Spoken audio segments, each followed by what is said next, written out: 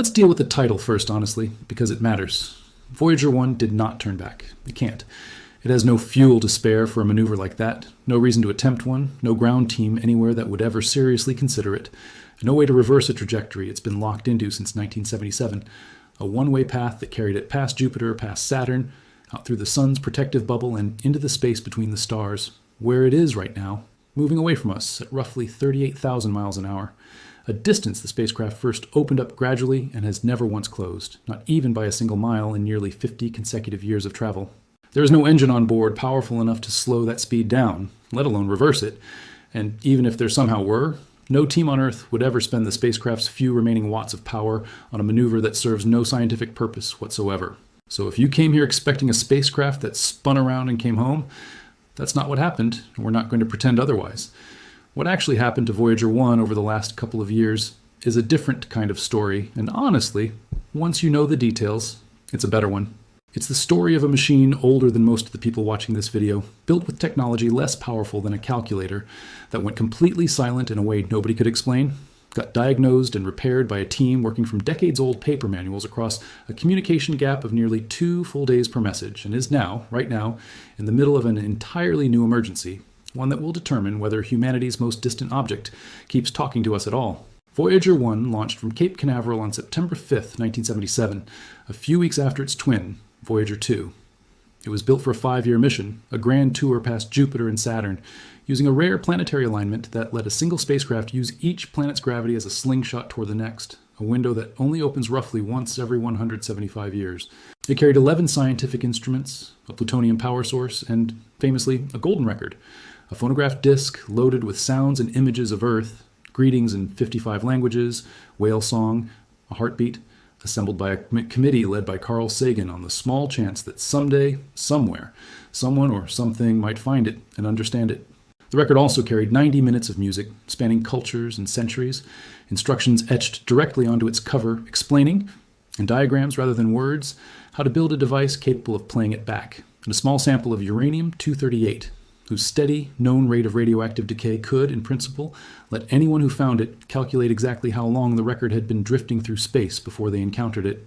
Nobody involved in building Voyager 1 seriously expected it to still be operating 49 years later.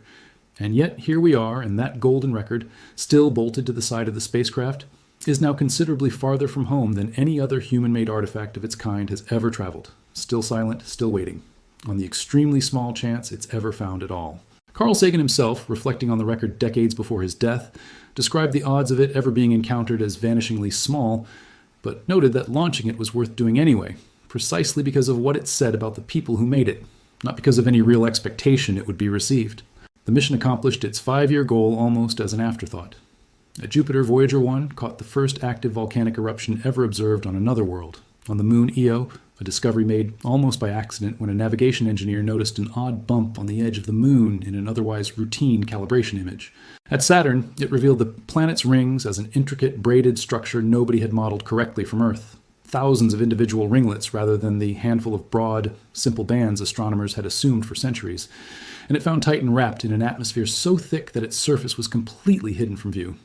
A discovery strange enough that mission planners deliberately bent Voyager 1's path out of the plane of the solar system to get a closer look, a decision that permanently ended its planetary tour, ruled out any future encounter with Pluto that some scientists had once hoped for, and set it on the long, straight road it's still following today. In February 1990, with nothing left in its path worth photographing, engineers turned its camera around one final time at Carl Sagan's request, and took a picture of home, a photograph now known as the pale blue dot. Earth, reduced to less than a single pixel, caught in a stray beam of scattered sunlight. NASA's own archived mission notes describe that sequence of images as the only time a spacecraft has ever attempted to photograph the solar system from outside it. After that, the cameras were switched off for good, to save power for what everyone hoped would still be years, maybe decades, of instruments studying the outer edge of the sun's influence.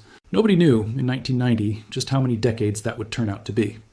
In August 2012, Voyager 1 did something no human-made object had ever done. It crossed the heliopause, the boundary where the sun's solar wind finally gives way to the pressure of the wider galaxy, and became the first spacecraft in history to operate in true interstellar space. NASA's own description of that crossing calls it far sharper and more sudden than anyone predicted. A real measurable boundary rather than a vague fade, solar wind particles dropping and galactic cosmic rays surging over the span of about 2 days, as if the spacecraft had passed through a membrane rather than a gradual edge, upending decades of assumptions that the heliosphere would simply thin out gradually into the galaxy rather than end at anything resembling a real boundary at all. And once it was out there, Voyager 1's remaining instruments picked up something genuinely strange, a low, steady vibration moving through the thin interstellar plasma. Not a signal, not a broadcast, just the ambient hum of charged particles filling the space between star systems. A sound, in a very loose sense, that no instrument built by humanity had ever directly measured before. It's not a message. It's not evidence of anything except the physical properties of interstellar gas, the plasma itself oscillating at a frequency the spacecraft's plasma wave instrument could translate into something almost audible once converted to sound. But it is genuinely the first time we've ever listened to what the space between the stars actually sounds like, and Voyager 1 is still the only spacecraft that has ever done it from beyond the heliopause. For the next several years, Voyager 1 kept working quietly, sending back a slow trickle of data about magnetic fields and cosmic rays from a region of space nobody had ever sampled directly.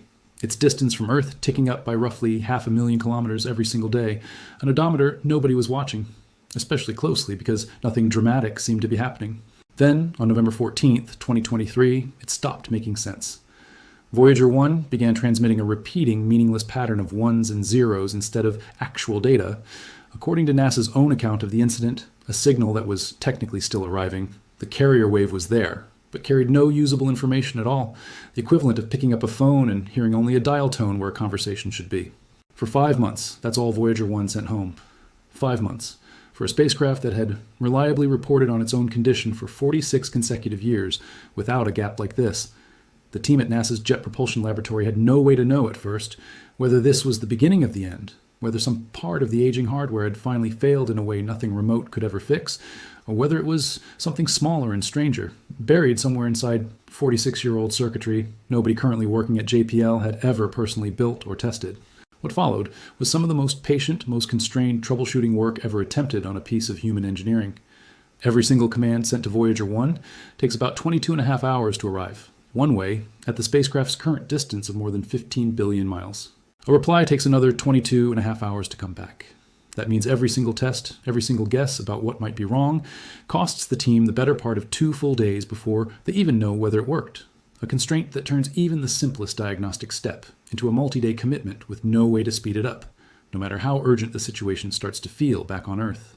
In March 2024, engineers sent what they called a POKE, a command instructing Voyager 1's flight data subsystem, one of its 3 onboard computers, to transmit a complete readout of its own memory, in the hope that comparing that readout to what should have been there might reveal the fault. It worked.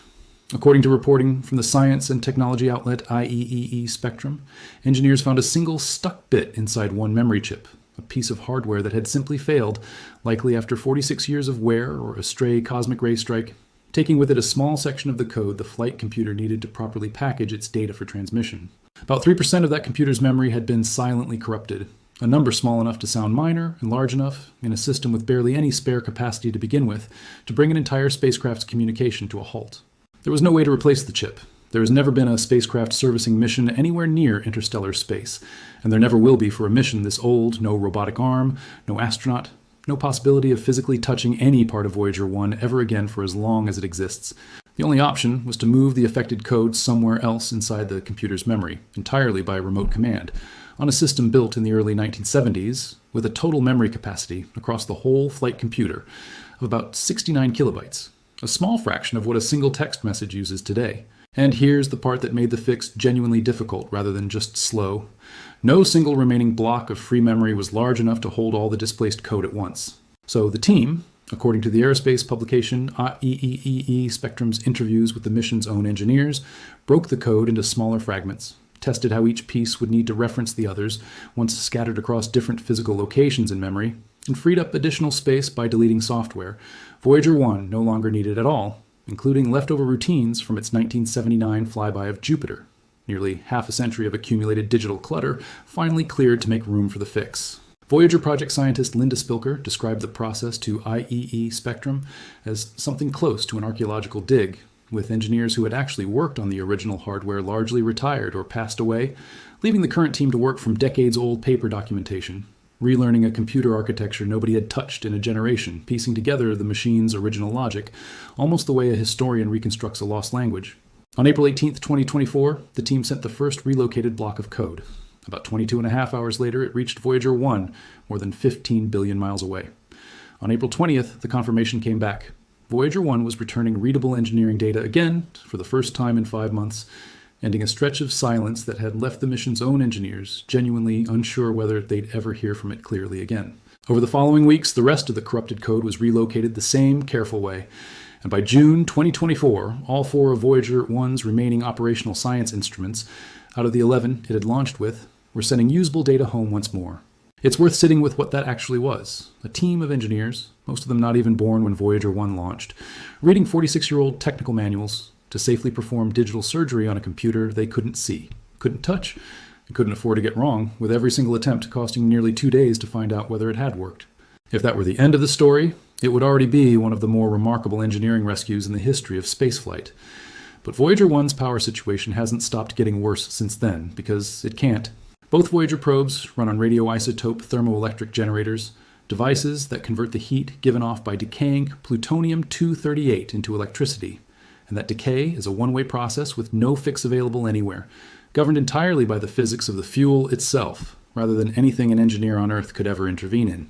According to NASA's own mission updates, each spacecraft loses roughly 4 watts of power every single year. A slow, steady, unstoppable decline that's been running since before most of the instruments now still active were even switched on for real interstellar science. Every year, the team has to decide which system gets to keep drawing power and which one goes dark for good, because there simply isn't enough electricity left to run everything the spacecraft was originally built with. A triage process that has already claimed the cameras, the tape recorder, and several other instruments over the decades, long before this current round of cuts began. On February 27, 2026, Voyager 1 experienced a sudden, sharper drop in available power following a routine roll maneuver, according to reporting picked up by the technology outlet Wion, pushing an already tight power budget into genuinely critical territory and forcing the team's hand on a decision they'd been trying to delay as long as physically possible. On April 17, 2026, NASA's Jet Propulsion Laboratory sent a command across more than 15 billion miles of space to shut down the low-energy charged particles experiment, one of Voyager 1's last 4 working science instruments, an instrument that had operated almost continuously since 1977, according to NASA's own science blog covering the decision. About 23 hours later, the command arrived, carried across the same vast, empty gap of space it now takes nearly a full day to cross. A little over 3 hours after that, the instrument and its stepper motor that had already completed more than 5 million individual steps over nearly 49 years without a single failure, went dark. Stamatios Krimagis, the instrument's principal investigator at Johns Hopkins Applied Physics Laboratory, wrote afterward that the stepper motor had kept working flawlessly even after its supplemental heater was switched off to save power, and its temperature dropped to minus 62 degrees Celsius, describing it, in his own words, as the kind of performance dreams are made of. A small triumph tucked inside an otherwise difficult announcement. That shutdown leaves Voyager 1 with just 2 functioning science instruments, its magnetometer and its plasma wave subsystem, the same plasma instrument that first picked up the low hum of interstellar space back in 2012 and 2013, now standing as essentially the last dedicated scientific voice the spacecraft has left to describe the environment around it. But the LECP shutdown wasn't just about saving a few watts for its own sake. According to CNN's coverage of the decision, it's meant to buy Voyager 1 roughly a year of breathing room while engineers attempt something far more ambitious, a project the team has internally nicknamed the Big Bang. The idea, according to NASA's own blog post describing it, is to swap out an entire group of powered devices on the spacecraft all at once, turning some things off permanently while switching in lower power alternatives, all timed together in a single coordinated operation rather than the usual slow, incremental shutdowns the team has been performing since the late 1990s, and gave the maneuver its name in the same tongue-in-cheek spirit the mission has used for smaller nicknames throughout its history, even as the actual stakes of the operation remain entirely serious. If it works, it could meaningfully extend how long both Voyager probes stay warm enough and powered enough to keep transmitting at all, and there's even a real possibility, according to NASA's own reporting on the plan, that the low-energy charged particles instrument could eventually be switched back on.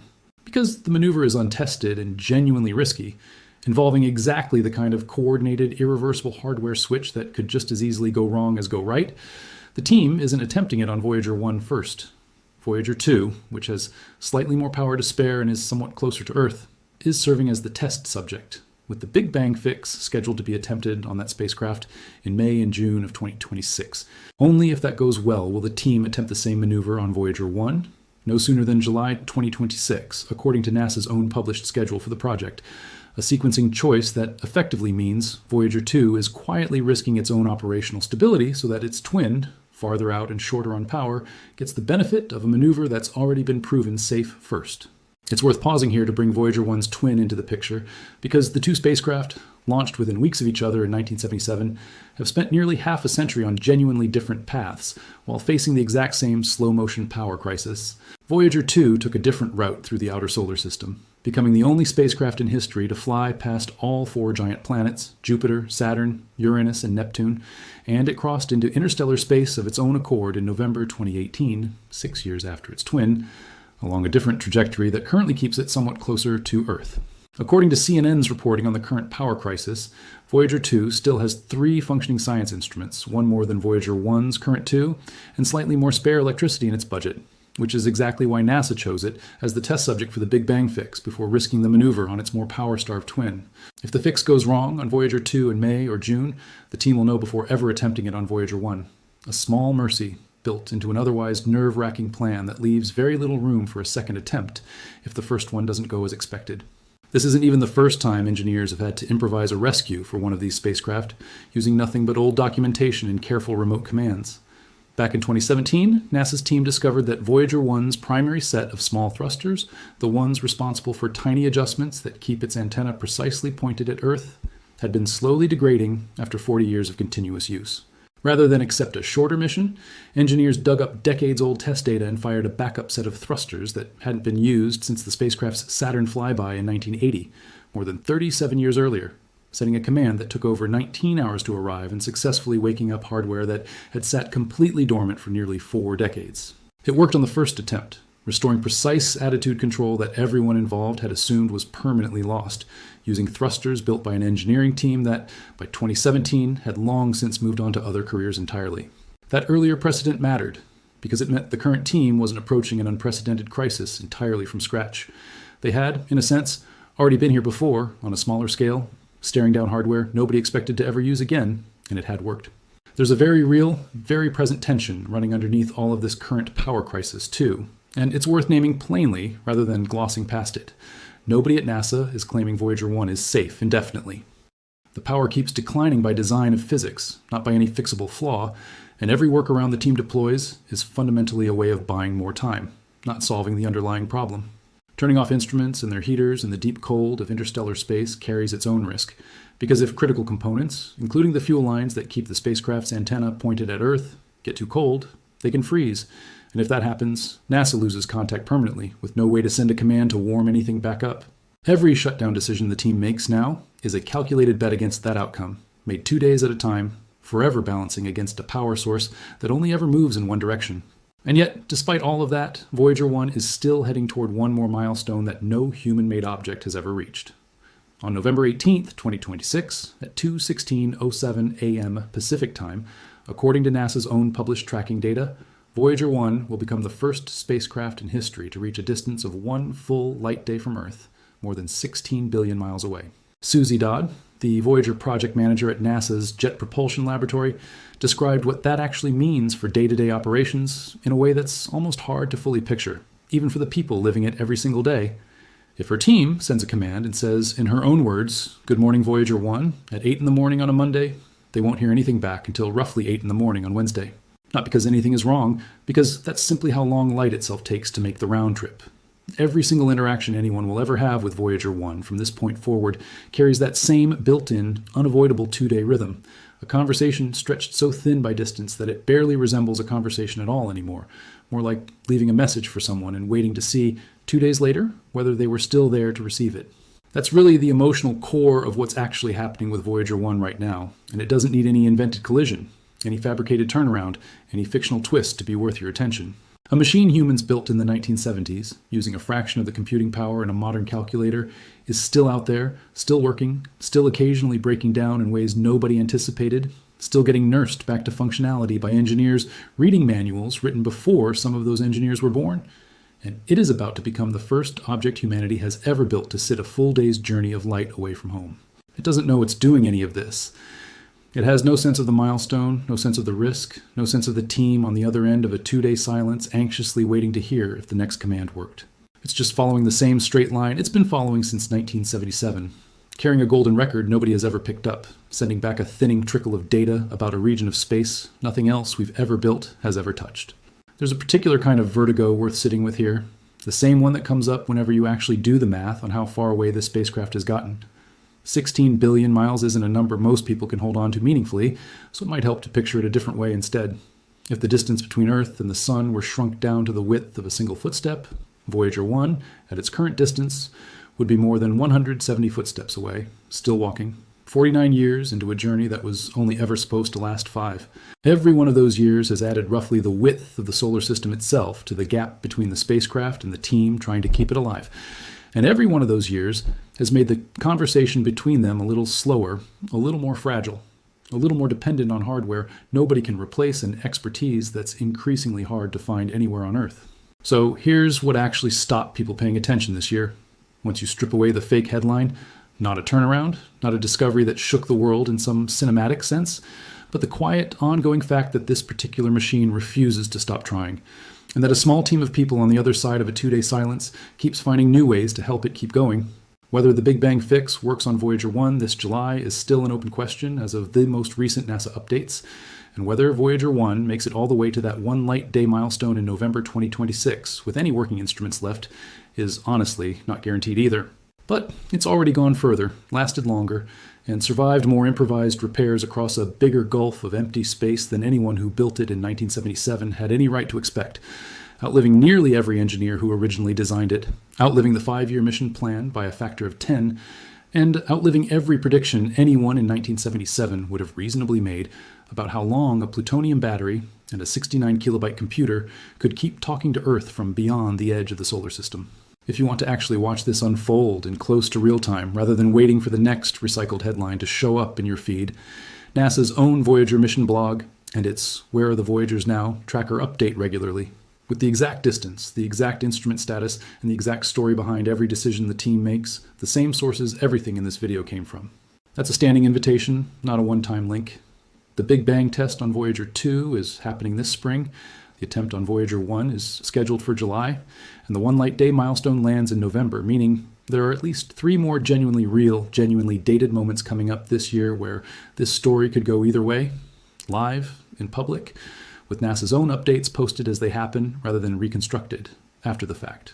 Tell us in the comments what you think happens in July, whether the Big Bang fix reaches Voyager 1 in time, or whether this is the beginning of the long, quiet silence everyone building these spacecraft always knew eventually, someday, would come.